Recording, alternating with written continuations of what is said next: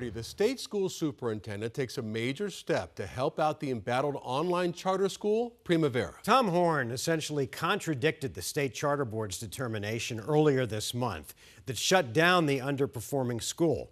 Horne ruled that Primavera should be able to retroactively now change its status to become an alternative school. The I-Team's Craig Harris first broke this story that Primavera wasn't meeting state standards. And Craig, does Horne's ruling give them a chance to keep operating?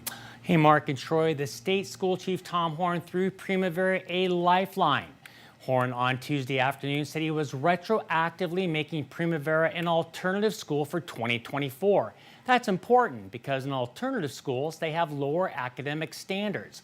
Last school year, just 9% of Primavera students were testing at grade level in math. But Primavera's CEO, Damian Kramer, repeatedly said that if the school was an alternative school, it would not have received a D letter grade last year.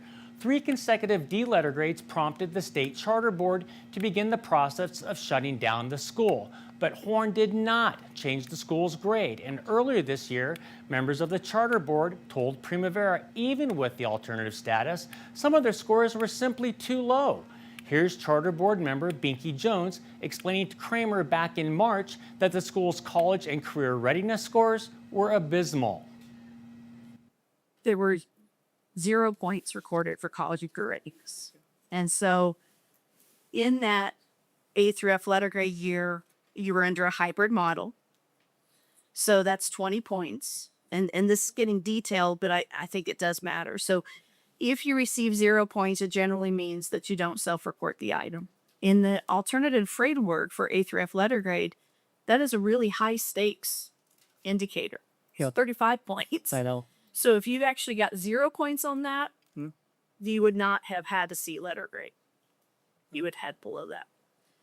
So then in the subsequent year, fiscal year 23, it looks like it was submitted. The data was submitted, but it was 3.1 out of 20 points, which even if you then translate that to the alternative framework, it's still extremely low. But the average in a hybrid model is 14 points. You were at 3 points, and in an alternative model, it's 32 points. And then again, in fiscal year 24, it was 4.1 points.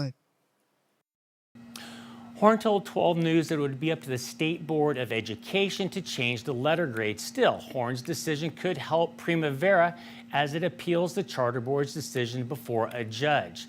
A Primavera attorney and owner Damian Kramer, who paid himself $24 million the last several years while running the school, did not respond to comment.